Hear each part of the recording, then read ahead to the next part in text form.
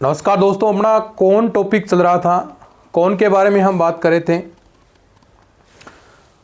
और last class के अंदर हमने एनवेलोपी शंकु के बारे में हमने बात की, उसके क्वेश्चन भी किए। आज हम इस देखिए कुछ प्रैक्टिस के क्वेश्चन करने वाले हैं जो आपके समीकरण से रिलेटेड हैं, जो एग्जाम के अंदर पूछे जाते हैं, जहाँ से क्वेश्चन पूछने की संभावनाएं बनती हैं, उनके बारे में हम बात करेंगे। तो चलिए, जो सबसे पहला क्वेश्चन है, देखिए इस प्रकार की प्रैक्टिस आपको अच्छी खासी हम क्लासेस के अंदर करवा रहे हैं और जो नोट्सों के अंदर है उनमें भी बहुत सारा मैटर आपको दे रखा है। 4000 जो क्वेश्चन हैं उनकी प्रैक्टिस करनी है, कुछ भी मैटर आपका बाहर नहीं जाएगा यहाँ से भाई। उस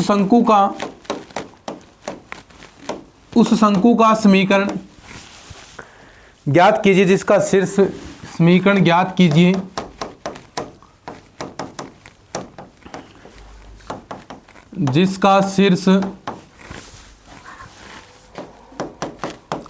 जिसका शीर्ष क्या हो, जिसका शीर्ष मूल बिंदु हो है तथा वक्र कि कौन से वक्र से गुजर रहा है, तथा वक्र x² प्लस y² प्लस का z² प्लस का 2ax प्लस का b बराबर 0 प्लस का 2ax प्लस b बराबर 0। और आपको एक दिया है कि lx प्लस का my प्लस का nz बराबर p के प्रतिच्छेद से गुजरता है। देखो ये क्वेश्चन है, बढ़िया क्वेश्चन है। एग्जाम के अंदर ऐसे क्वेश्चन पूछे जाते हैं कि प्रतिच्छेद से गुजरता है। देखो बढ़िया क्वेश्चन है, समझो इस क्वेश्चन को कि उस शंकु का समीकरण ज्ञात कीजिए जिसका शीर्ष है वो मूल बिंदु है तथा वक्र आपको दिया गया है कि ये वक्र x² plus y² plus z² plus 2ax plus का b बराबर 0। तो देखो मैंने आपको एक ट्रिक बताई थी, अगर आपको याद है। ट्रिक क्या थी कि अगर शीर्ष आपको मूल बिंदु दिया जाए, मूल बिंदु शीर्ष हो, ठीक है, तो उस सिचुएशन में आपको क्या करना है कि जो आपको देखो एक तो प्रतिच्छेद वक्र मिलेगा, इन दोनों के प्रतिच्छेद वक्र से हैं, तो ये दिया है। तो यानी आपको जो फॉर्म किस रूप में कन्वर्ट करनी है, यानी इकाई के रूप में आप इसे बना लीजिए। अगर आप इसे इकाई के रूप में बनाते हैं तो देखिए क्या आ जाएगा, एक बराबर क्या lx प्लस my प्लस का nz अपॉन p। अब ध्यान किस चीज की रखनी है, ये कहां पर रखेंगे आप, ये चीज कहां पर रखेंगे। आपको समीकरण बनाना है सम द्विघात, यानी द्विघात के रूप में समीकरण बननी चाहिए। तो जहां पोर्शन में आपका द्विघात नहीं बन रहा है वहां पर ये चीज पुट करनी है। देखो यहां पर आपका द्विघात है, यहां द्विघात है, बन कहां नहीं रहा है, एक और x का पद होता या y का होता तो ये द्विघात के रूप फॉर्म में बनता। तो यहां और यहां कितनी इसकी स्क्वायर लगा देते हैं तो ये आपके फॉर्म में, उस फॉर्म में कन्वर्ट हो जाएगा। तो बस ये इतना ही है इक्वेशन। ट्रिक देखिए बहुत आसान सी चीज थी ये, x² y² प्लस का z² प्लस का 2ax की जगह देखो क्या, क्योंकि x तो आपके पास है ही, देखो इसमें इंटू 1 लगा सकता हूं मैं, यहाँ 1 की स्क्वायर लगा सकता हूं, तो देखो ये चीज मैं लिख सकता हूं इसकी जगह।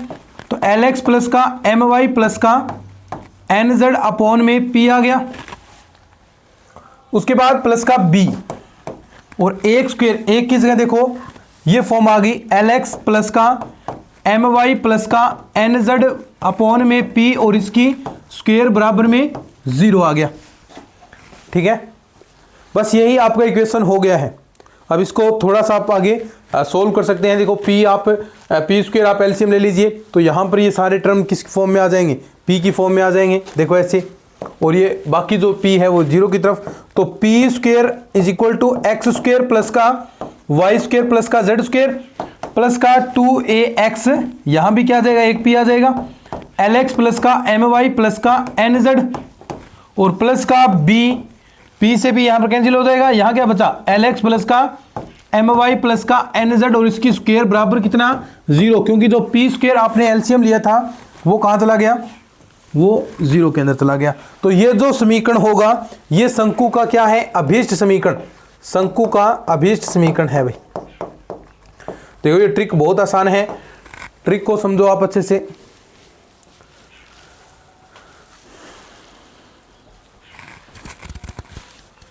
ट्रिक आपको समझ में आनी चाहिए, ठीक है। फिर इसके बाद आगे हम बात करते हैं, इसको नोट डाउन कर सकते हैं आप, फिर आगे नेक्स्ट क्वेश्चन करेंगे। देखो बहुत आसान क्वेश्चन है भैया, आपको कुछ हिंट एंड सॉल्यूशन के रूप में हम चलते हैं। देखो ये सारे मैटर आपको जो नोट्सों के अंदर दे रखा है अच्छे से, जो नोट्स हैं वो टीम के व्हाट्सअप नंबर आपको पता है, वहाँ पर परचेज कर लीजिएगा। 4000 क्वेश्चन भी साथ में आपको कहना है 4000 क्वेश्चन साथ में प्रोवाइड करवाएं, तो वो क्वेश्चन भी आपको मिलेंगे, ठीक है। चलिए नेक्स्ट क्वेश्चन देखिएगा। जो आगे वाला क्वेश्चन है कि उस शंकु का समीकरण ज्ञात करना है, उस शंकु का समीकरण ज्ञात कीजिए, उस शंकु का समीकरण ज्ञात कीजिए जिसका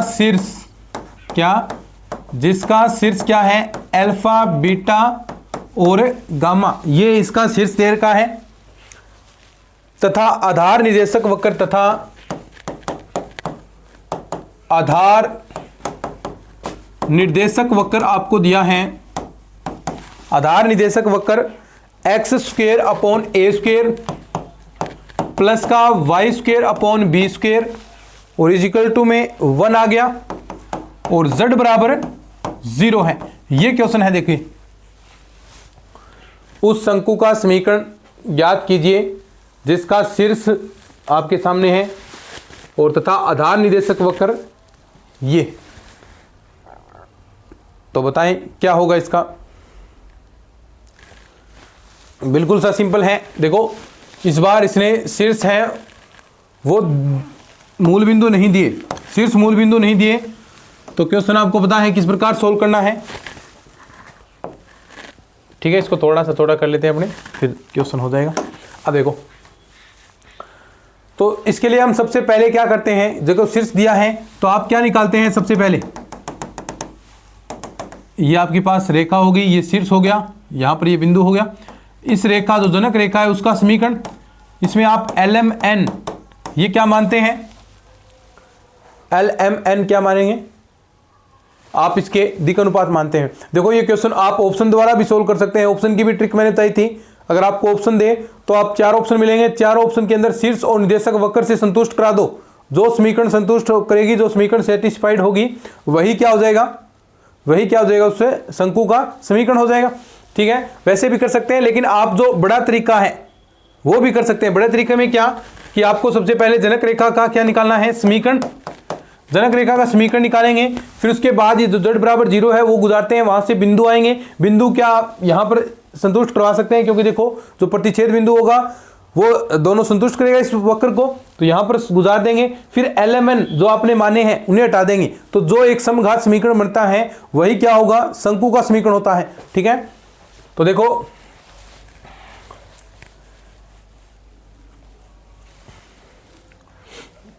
वही सेम, क्या x माइनस का alpha upon L, y minus का बीटा अपॉन में m आ गया, z माइनस गामा अपॉन में n आ गया। ये समीकरण नंबर आप 1 दे दीजिए। इसके बाद जो z बराबर 0 आपको कहा है वो गुजार दें, तो z बराबर 0 आप गुजारेंगे तो x माइनस का अल्फा अपॉन L आ गया, y माइनस का बीटा अपॉन में m आ गया, z की जगह 0 तो माइनस गामा अपॉन n आ गया। यहां से आप बिंदु फाइंड आउट कर सकते हैं, दो को लेकर। देखो पहले आप इनको ले लो, फिर आप इनको ले लो, यहां से x y के मान आएंगे, x y के मान कहां पर रखेंगे, इसके अंदर। तो देखो आपके पास क्या बिंदु आएंगे, तो देखो x बराबर आ गया भाई, देखो ये हो गया माइनस, x बराबर आ गया आपके पास, ये प्रोसेस आ जाएगी।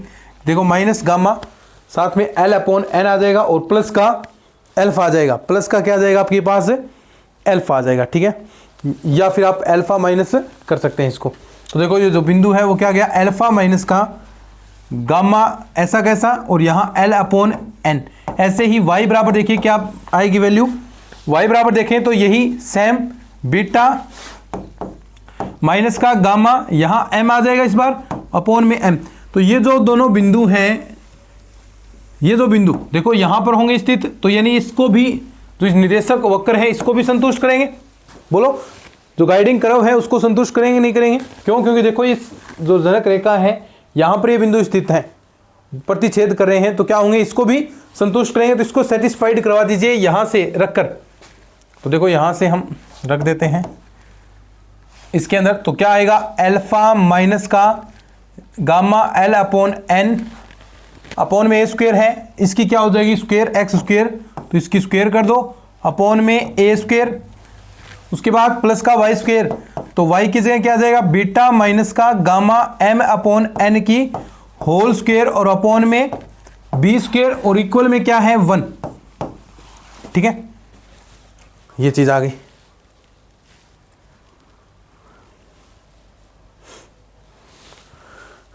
आगे नेक्स्ट पर देखिए, यहां से हम देखो आपको इस समीकरण से एल एम एन लुप्त करने होंगे, तो हमने पहले ही ऑलरेडी ऐसा हम बना लेते हैं, टाइम आपका वेस्ट न हो, एल अपॉन एन की फॉर्म में, एम अपॉन एन की फॉर्म में। तो यहां से आप समीकरण 1 से वैल्यू निकालेंगे कैसे, देखो L upon M, L upon N यानी इसका और इसका यूज करके और इसका यूज करके एम अपॉन एन में, तो यानी यहां से हम वैल्यू निकालें देखो तो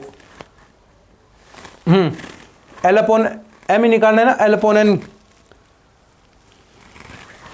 हाँ, तो पहले और तीसरे से देखिए x माइनस का अल्फा z माइनस का गामा क्या आ जाएगा एल अपॉन एन, और ऐसे ही इसमें निकालें m अपॉन एन में, तो y माइनस का बीटा अपॉन में z माइनस का gamma is equal to m upon N. तो ये दो आपके पास वैल्यू आ गई, l अपॉन एन की आ गई, m अपॉन एन की आ गई। तो यहां पर l अपॉन एन की वैल्यू क्या रखेंगे ये वाली, और यहां पर m अपॉन एन की जगह ये रख देंगे, और उसके बाद समीकरण को सोल्व कर लीजिए, फिर वो x और y की टर्म में आपके पास और z की टर्म में इक्वेशन बन जाएगी, वही फाइनल क्या होगी शंकु का समीकरण। तो इसको आगे आप सोल्व करना है, बस यहां पर l और एल एम एन लुप्त करने पर ये आपको काम करना है। तो देखो ये हम पहले भी कल कर चुके हैं, एक क्लास स्पेशल इस क्वेश्चन की हमने बनाई थी, 18 से 20 मिनट उस क्वेश्चन के अंदर लगाई थी। तो वैसे ही सारी प्रोसेस है, कुछ नहीं है, सिर्फ जनक रेखा का समीकरण, यहां से जो बिंदु आएगा वो इसको भी संतुष्ट करेगा, संतुष्ट करा दो। जो आपने एल एम एन जो आपके दिक् अनुपात हैं वो माने हैं, वो क्या आपको हटाने हैं वापस, जो चीज़ मानेंगे वही लुप्त करनी पड़ती है तब समीकरण बनता है, तो वो हमने लुप्त कर दिया, फिर वो यहाँ से इस प्रकार प्रोसेस होगी। नोट कर लो, फिर उसके बाद आगे बढ़ते हैं अपने क्वेश्चन, नेक्स्ट क्वेश्चन करते हैं।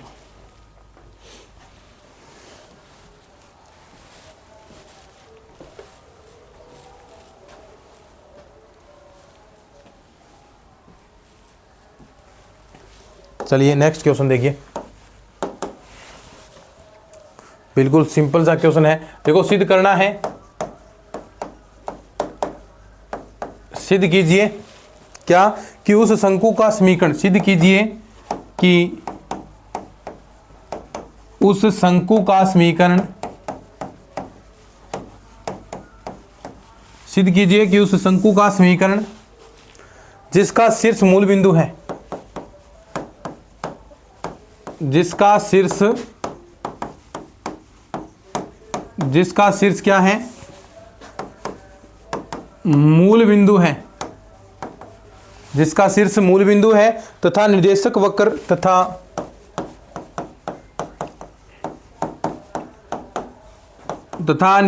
वक्र आपको दिया है क्या एफ एक्स वाई बराबर 0 और z बराबर c, बराबर 0 और z बराबर c, ठीक है। और f ये दे दिया आपको कि x c z, ऐसा प्रूफ करना है y c z बराबर 0, यानी आपको निर्देशक वक्र तो इस फॉर्म में दिया है, z बराबर c दिया है। देखो मैंने एक चीज आपको बताई थी कि शंकु का समीकरण शीर्ष आपको दिया है मूल बिंदु, तो वो ट्रिक आपको यूज करनी है, कौन सी, आप डायरेक्ट इकाई रूप बनाएं और जहां जो निर्देशक वक्र है इकाई की गुणा होगी तो वहां पर गुणा करा दें, स्क्वायर की टर्म में है तो उसे स्क्वायर की टर्म में गुणा करा दें, ठीक है। तो वैसा ही काम यहां भी आपको करना है। तो देखिए इसको थोड़ा छोटा कर लेते हैं हमने,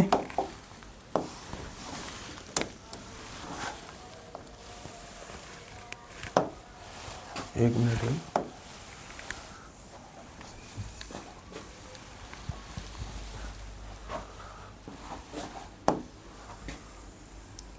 ठीक है। क्वेश्चन तो अब समझ में आ गया। चलिए तो ये क्वेश्चन है, तो सिद्ध करना है कि शंकु का समीकरण जिसका शीर्ष मूल बिंदु है, तो शीर्ष मूल बिंदु आपने मान लिया और ये समीकरण आपको दिया है z बराबर c, ठीक है। तो देखिए सबसे पहले जो शंकु का समीकरण है वो आप मान सकते हैं कि आपके पास जो शंकु का समीकरण यानी एफ एक्स वाई की फॉर्म में है तो आपको जो करंट फॉर्म होती है उस फॉर्म में आपको मानना होता है कि देखो x और y में है तो x और y में मान लीजिए क्या ax स्क्वेयर प्लस का by स्क्वेयर प्लस का 2hxy, ठीक है, प्लस का 2fy प्लस का 2gx प्लस का 2fy प्लस का 2hx प्लस का c बराबर 0।